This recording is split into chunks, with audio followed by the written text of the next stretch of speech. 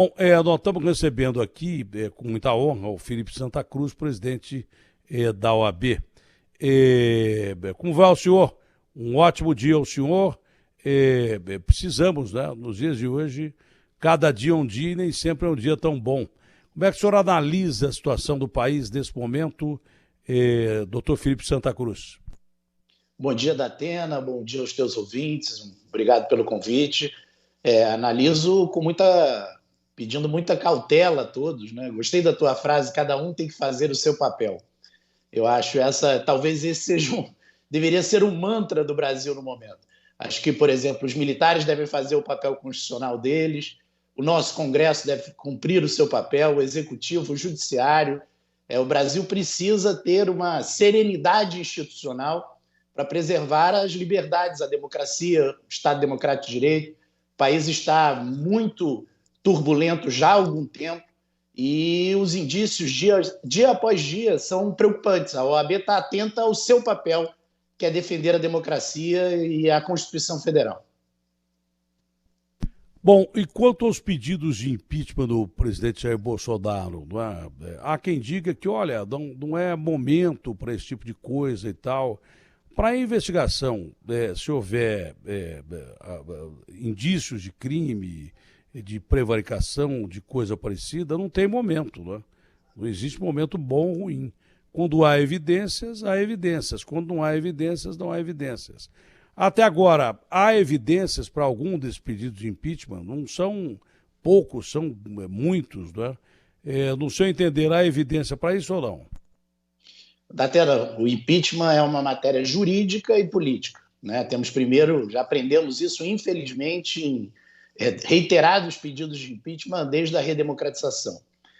A Ordem dos Advogados, como toda a sociedade brasileira, e é claro, o direito não é uma matéria exata, ela tem divisões, pessoas que entendem, e são louváveis posições, que entendem que sim e que entendem que não.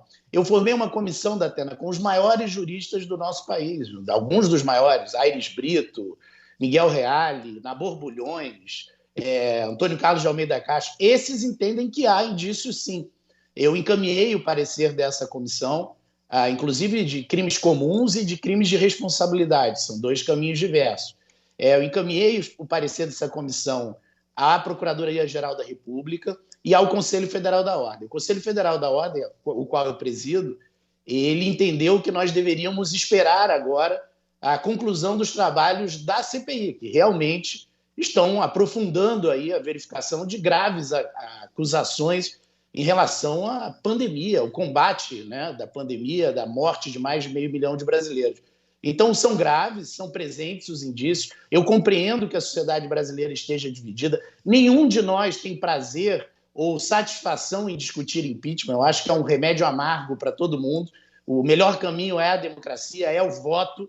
Mas se é apurado que há indício concreto ao final da CPI, eu tenho certeza que a OAB não se furtará o papel de também encaminhar um pedido de impeachment. Ninguém questiona que o senhor presidente da República é a autoridade máxima do país. Mas nem o presidente da República pode se sobrepor à Constituição brasileira, pode se sobrepor à lei estabelecida. Nem ele, que é a maior autoridade do Brasil. As pressões, através de manifestações do presidente, tipo assim, se não houver voto impresso, não tem eleições. Isso beira a golpismo. Quando surgiu uma nota ontem do general Braga Neto, eu que o conheci pessoalmente, achei um sujeito de uma mente aberta, extremamente democrática, não combinava o que estava se veiculando com aquilo que eu conheci do Braga Neto, mas eu rechacei absurdamente aquilo que diziam que ele tinha dito. E o jornal ainda continua afirmando que ele disse isso.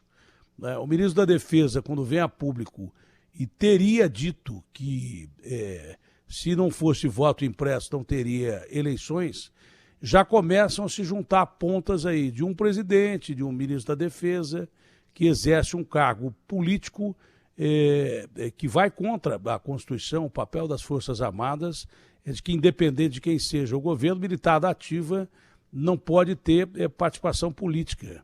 Militares ativos estão tendo participação política, desde o o Pazuello, agora o general Braga Neto. É um cargo político importante que ele ocupa, independente dele ter dito ou não o que ele disse sobre o voto impresso. A do presidente é grave, a condição de que não vai ter voto impresso, não tem eleição. Parece que ele recuou, como recuou o Braga Neto também, muito bem, porque na realidade a Constituição é soberana. Mas esses princípios de arroubos anticonstitucionais não preocupam a OAB? Preocupam muito, Datena, mais do que preocupam. Meu cotidiano tem sido, e da Ordem dos Advogados, dizer que é inaceitável. Eu já cheguei a chamar, e repito aqui, Ulisses Guimarães, no dia 5 de outubro de 88, disse que traidor da Constituição é traidor da pátria. O presidente da República é traidor da pátria quando, dia após dia, trabalha contra a Constituição da República. Ele jurou cumprir essa Constituição, como determina a própria Constituição. O presidente não tem nenhum apreço pelo texto constitucional, pela democracia, pela liberdade. O presidente inventou uma nova pauta, que é essa do voto impresso, para justificar uma possível derrota eleitoral que se aproxima para ele, segundo os índices de popularidade.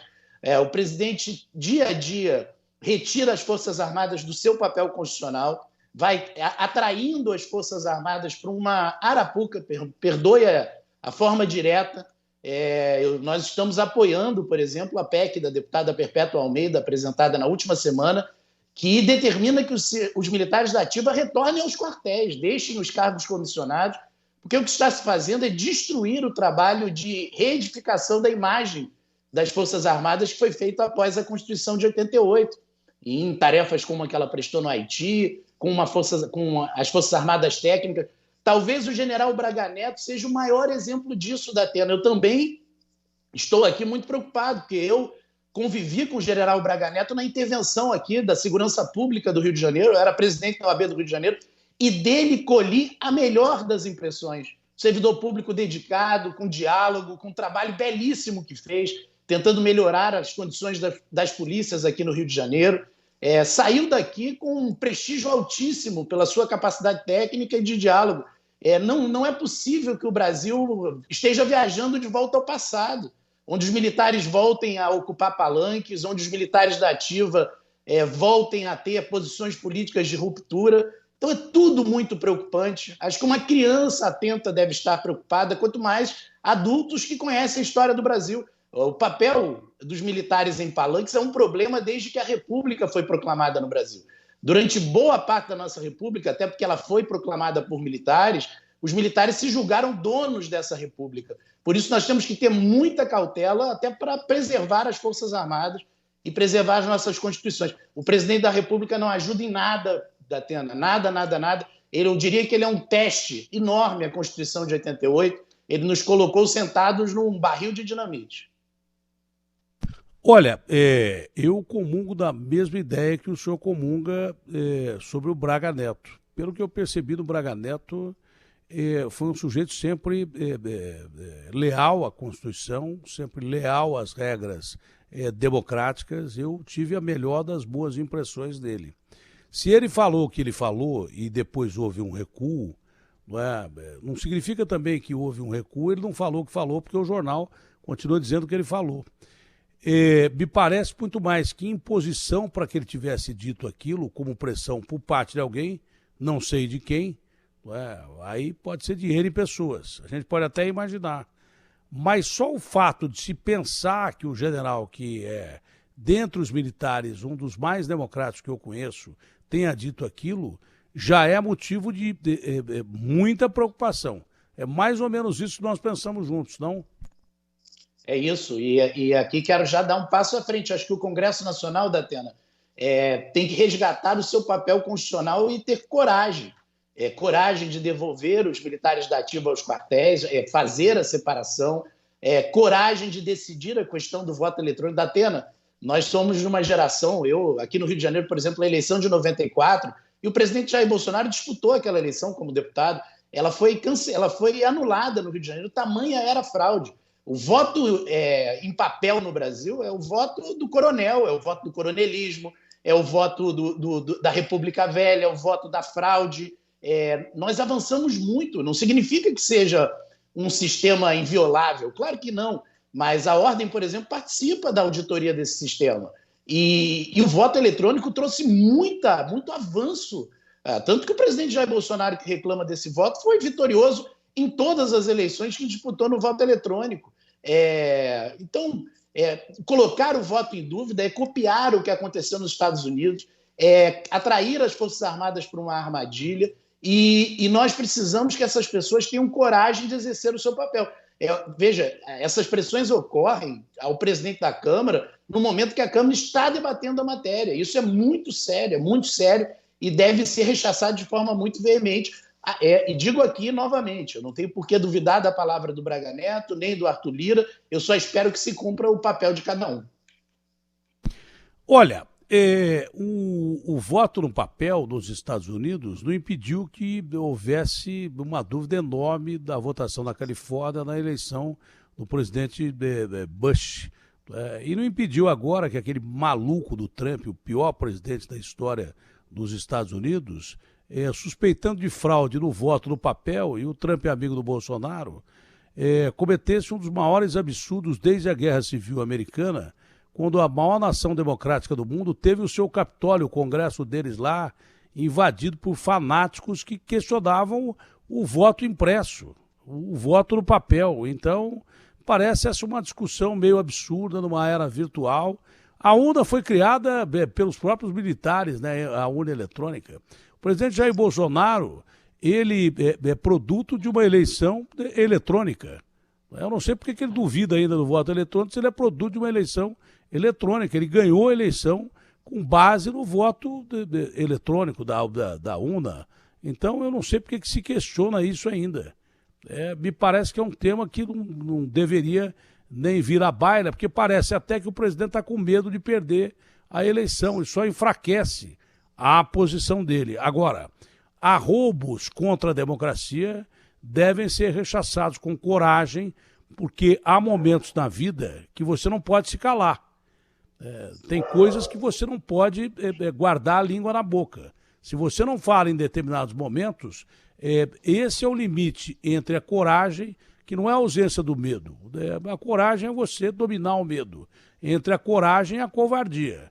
Nós não podemos nos calar perante esses arroubos contra a democracia. O presidente da OAB está com a gente, o sinal, não sei, voltou, o sinal voltou. Internet, de vez em quando, tem isso aí.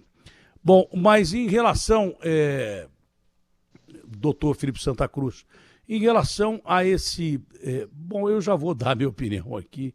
Eu não gosto de perguntar dando opinião. A essa excrescência que é o fundão.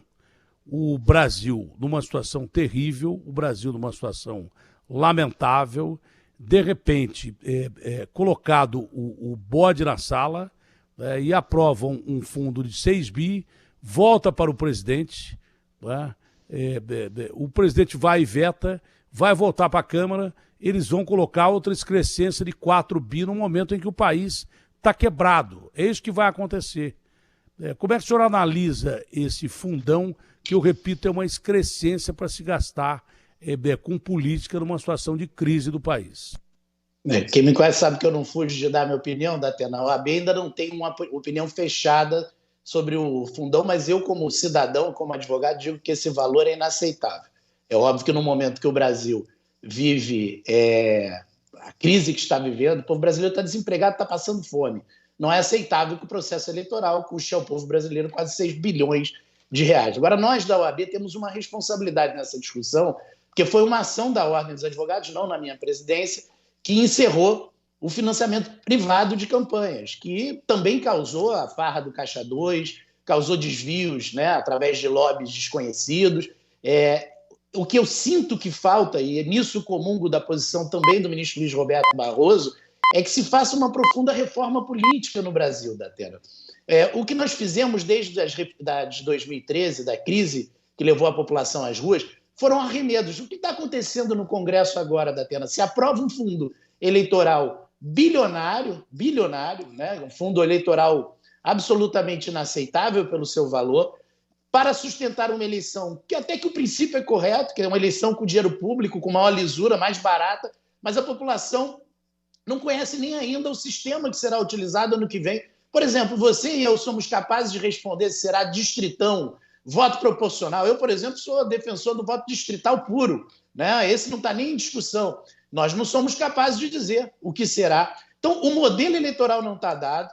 Nós concordamos em algumas premissas. Por exemplo, não é possível um país com mais de 30 partidos com representação na Câmara dos Deputados, um presidente que tem que fazer a cada mandato cada vez mais um número maior de partidos e de negociações complexas. Nós precisamos de uma reforma política verdadeira. Essa é a mãe de todas as reformas. O que está se fazendo é um arranjozinho. E esses arranjos vão desmoralizando todos os envolvidos. Então, nós não conseguimos agora nem mais discutir qual é o modelo eleitoral que nós queremos. Eu digo qual é. Eu quero um modelo com participação de homens, de mulheres, de minorias. Eu quero um modelo de eleição barata. Eu quero um modelo que o país não tenha que sangrar para escolher seus representantes. Mas, enquanto nós não fizermos isso de forma aprofundada, a cada dia a solução que vai sendo dada, ela vira um novo problema. Eu estou aqui falando em nome da entidade que acabou com o financiamento privado e agora tem que assistir à hipótese de se gastar 6 bilhões de reais numa eleição que nós não sabemos nem ao certo que eleição será essa. Para ter essa excrescência desse fundão, melhor o financiamento privado com regras, né? Como nos Estados Unidos, né? Quem financia um candidato não pode financiar o outro. E não tem um toma lá da cá. Você financia porque você tem o direito de, como empresa, como instituição, escolher em quem você vai colocar o dinheiro para que o cara seja eleito. Mas isso não significa uma troca de favores. Eu estou colocando dinheiro nessa campanha porque acho que essa campanha é menos risco para o país e eu, como empresário, vou lá oferecer o dinheiro, mas não posso financiar 2 candidatos ao mesmo tempo. Esse toma lá da cá que sempre existiu não pode acontecer. Para ter fundão, é melhor você ter um financiamento privado, mas com regras como se observa lá nos Estados Unidos, com regras claras e com prisão prevista para quem avançar nessas regras. Agora, o que você não pode é ficar gastando dinheiro público com essas campanhas publicitárias absurdamente caras e com marqueteiro. Para que marqueteiro? Marqueteiro é bom para vender produto ruim. Produto bom vende sozinho. Esse é o grande detalhe. Bom, o senhor, como um homem de leis, o senhor não observa todo dia que nós estamos tentando arranhar as leis em todos os sentidos no Brasil, mas principalmente as leis que mantêm firmes as instituições? E o senhor acredita que as instituições que, apesar da nossa jovem democracia, que vem depois do golpe militar, é uma democracia muito jovem, de lá para trás a gente nunca teve democracia plena, as instituições funcionaram, botaram 2 ex-presidentes na cadeia e empicharam 2. No seu ponto de vista, as instituições continuam fortes e capazes de rebater qualquer arrobo antidemocrático? Eu continuo achando que sim, Datena. Acho que as instituições têm dado provas de resistência. Eu digo que o presidente Bolsonaro é um piloto de avião que está levando o avião ao limite, né?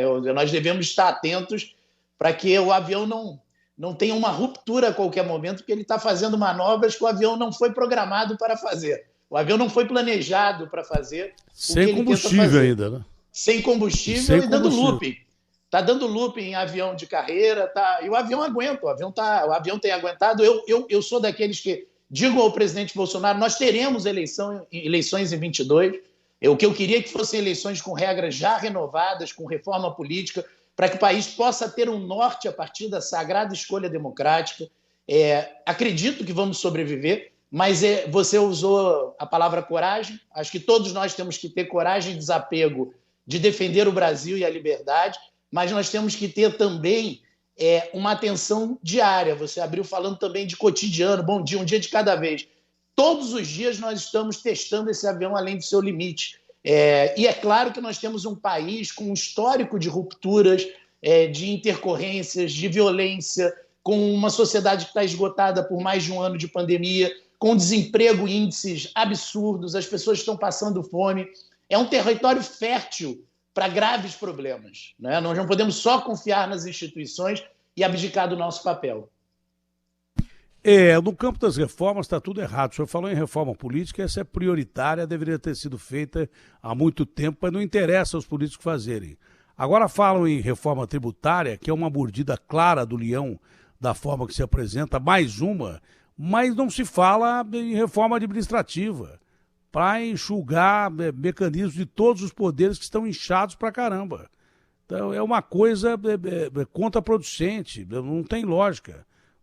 O Brasil precisa entrar no rumo certo, senão o interesse do povo jamais vai prevalecer. O senhor tem alguma opinião sobre isso? Tenho, Datena, e para isso nós vamos precisar realmente de um processo eleitoral que seja rico em debate público.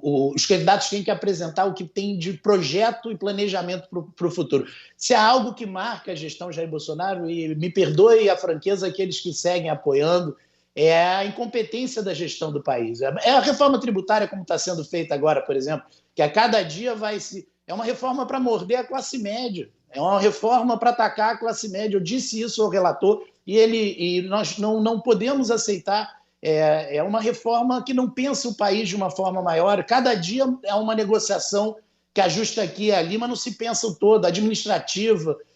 E tudo isso passa pela a escolha do presidente da República, dos parlamentares, dos governadores. Não é a escolha de uma pessoa, Datena, é a escolha de um projeto de país, de um planejamento. Eu te pergunto qual é o projeto de país de Jair Bolsonaro. Você não sabe, nem eu, nem ninguém. Qual é a entrega que esse governo fez? Então, assim, tudo bem, nós vivemos tempos muito difíceis, a pandemia é um problema mundial, mas nós precisamos que o Brasil o povo brasileiro aponte esse rumo. Olha, eu quero isso, eu quero incentivar a iniciativa privada, eu quero garantir a renda dos mais pobres que estão passando fome, eu quero ter uma sociedade menos violenta. Você falava em feminicídio, eu digo, tem um trabalho cultural que, além das questões legislativas, nós temos que enfrentar também no processo eleitoral. Que Brasil nós queremos em relação ao machismo contra as mulheres? Que Brasil nós queremos em relação às minorias? Nesse exato momento tem fiscal da FUNAI falando em queimar índio. O Datena, Rondon, falando aqui em Forças Armadas, o Marechal Rondon, que é um dos patriarcas das Forças Armadas, ele revolucionou a luta pelos povos indígenas brasileiros quando disse que era aceitável morrer, mas não era aceitável matar um índio. Isso foi a Revolução de Rondon, uma revolução pacifista. Pois nós estamos vivendo no século XXI, militar na FUNAI que fala em matar índio. Então, assim, essa discussão, ou o Brasil enfrenta a discussão do que quer para o país no próximo século, ou nós vamos ficar na poeira da estrada, porque o mundo está fazendo essa discussão. Está chegando ao fim a sua gestão da OAB. O senhor vai sair candidato? Datena, eu tenho uma obrigação. Eu quis o destino que um filho de desaparecido político, de uma família que teve, talvez das mais perseguidas, tive tios torturados, uma tia torturada barbaramente, tios exilados, expulsos da faculdade de Direito, que ele fosse advogado e chegasse à presidência da ordem no momento de defesa da democracia. Eu não criminalizo a política, acho que é importante que as pessoas, inclusive, que têm sucesso pessoal na vida privada, doem o seu tempo. A política está sendo transformada em profissão de quem não tem nada a perder. É importante que quem tem o que perder doe seu tempo para a política, mas eu só vou tratar isso depois do dia 31 de janeiro, quando termina meu mandato na ordem. Eu lutei muito na vida, eu estudei muito na vida, e eu vou exercer o mandato que muito me honra até o último dia. Depois eu, com a minha família, tomarei essa decisão de forma muito serena e com sentimento de dever cumprido. Platão já dizia que os bons, quando não querem entrar para a política, geralmente são governados pelos maus. Então, há que se tomar posição no momento certo. Diferente do senhor, a maioria das pessoas que diz que está preocupada com a pandemia já está falando em política, né? Eu, infelizmente, estou falando em política porque estou sendo levado à política e acredito naquilo que o Tancredo dizia, que tudo é questão de destino. Mas eu falo que estou falando de política porque fui levado a falar de política. Agora, a maioria de quem está em cargos, e como o senhor, e diz que não está tratando de política, a maioria é cínica, porque só o que está se tratando hoje em dia é de política no Brasil inteirinho. Tudo que está sendo feito no Brasil visa as eleições de 2022. O senhor manteve bem a sua posição, se recusou até a responder a pergunta. mas a maioria que não fala de política está fazendo política todo dia, está dirigindo política todo dia, está vivendo política todo dia. Mas é um recado aqui a quem pretende entrar na política. Essa frase do Platão é realmente clássica, né? Se você que é bom não entra na política, pode ser governado pelos maus, o que acontece, aliás, há muito tempo. Com a questão da polarização no Brasil, o senhor não acha que polariza-se também o ódio, polariza-se também não respeitar o princípio do contrário, que é antidemocrático, e, por outro lado, não se abre espaço a que outras pessoas possam surgir como terceira via, o Ciro, por exemplo, que está aí, Eduardo Leite, Dória, enfim, os candidatos que estão aí pretendendo uma vaga à presidência da República? Primeiro, e voltando só, perdoe, eu quero aqui para que todos entendam, política nós fazemos todos os dias, né? Porque a vida passa pela política. A política eleitoral. A política eleitoral, ela tem o seu momento, eu concordo com você e comungo desse sentimento, mas a política ela está na nossa vida, na discussão com nossos filhos, com a nossa esposa, com nossos amigos, quais são os rumos, né? Política sendo compreendida como a busca de um mundo melhor, de uma vida melhor, de uma sociedade melhor. Agora... É a base da democracia, né? É a base da democracia. Já que nós estamos falando dos gregos aí, Aristóteles dizia que a democracia nada mais é do que você formar amigos e distribuir felicidade, e não desigualdade. É simples assim o princípio básico da democracia. Isso é política. E por isso que nós defendemos que a liberdade é a base deste Estado democrático que nós sonhamos, claro, para que a gente possa estar aqui livremente discutindo. Não há felicidade sem liberdade. Não há felicidade sem liberdade. Né? Não há nem discussão. Mas, enfim... em relação à polarização, eu não quero fugir da polarização, ela está muito presente na sociedade brasileira. Eu falo como eu sou de uma profissão liberal que necessariamente tem que ouvir os dois lados, normalmente eu apanho dos dois lados. Né? As redes sociais viraram um ambiente de muita radicalização. Acho importantíssimo que a gente faça esse trabalho de, eu tenho dito, serenar os ânimos para as eleições, para que todos possam transmitir a sua mensagem, para que a gente possa ouvir o outro, para que as famílias não entrem em processo de ruptura. Eu sinto que as pessoas agora não querem mudar de opinião para não dar o braço a torcer, como se fosse uma briga pessoal, até nos ambientes familiares. Eu tenho que gostar de A ou de B, e se eu mudar dessa minha posição, é como se eu tivesse sido derrotado. Não é nada disso, nós temos que olhar para o futuro. Os erros do passado, eles não podem ser corrigidos, eles podem nos ensinar.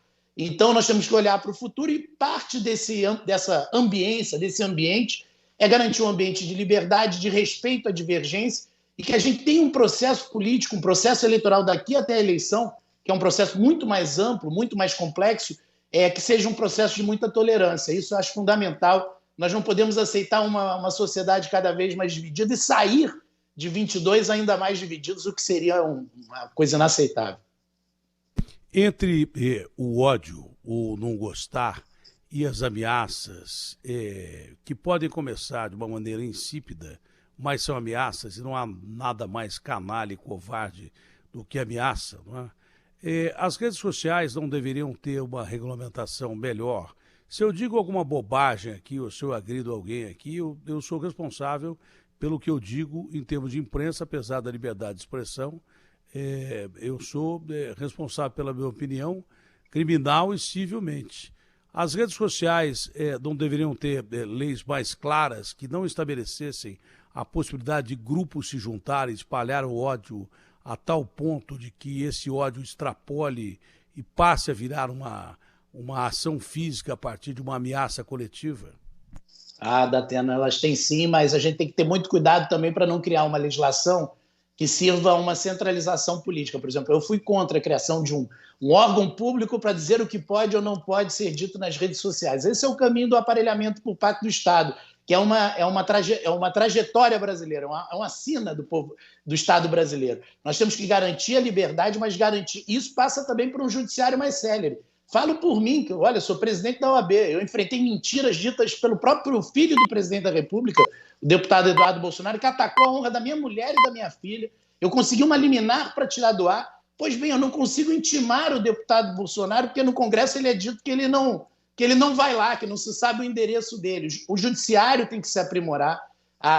Nós temos uma lei analógica e uma realidade virtual de rápida mudança. Nós temos que discutir limites, porque no Brasil é garantida essa liberdade, mas é vedado o anonimato. As pessoas são responsáveis pelo que elas falam, são responsáveis pelos seus atos. As redes sociais não podem ser um território sem lei, na medida que as pessoas, usando do anonimato e da tecnologia, destroem reputações. É um grande desafio e eu até lhe digo, Datena, estudando direito, nós não vamos resolver isso só no Brasil. Nós temos que olhar a Alemanha, Estados Unidos, que estão fazendo a mesma discussão, inclusive de colocar limites a essa falta de controle. Só me preocupa que a gente crie regulações que acabem fortalecendo o Estado, que é um modelo coreano, da Coreia do Norte, é um modelo de retirar a internet, e a internet eu ainda sonho que seja um espaço de liberdade com responsabilidade.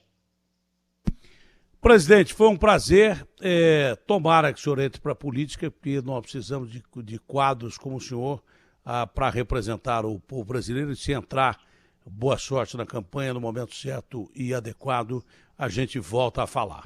Obrigado, um ótimo dia, saúde ao senhor, os meus respeitos à OAB, que é uma entidade que eu sempre respeitei e que tenho muito carinho, que sempre esteve ao lado da democracia. Abraço grande, um ótimo dia e fique com Deus. Obrigado, Datena. Bom trabalho, parabéns pelo seu trabalho. Abraço grande.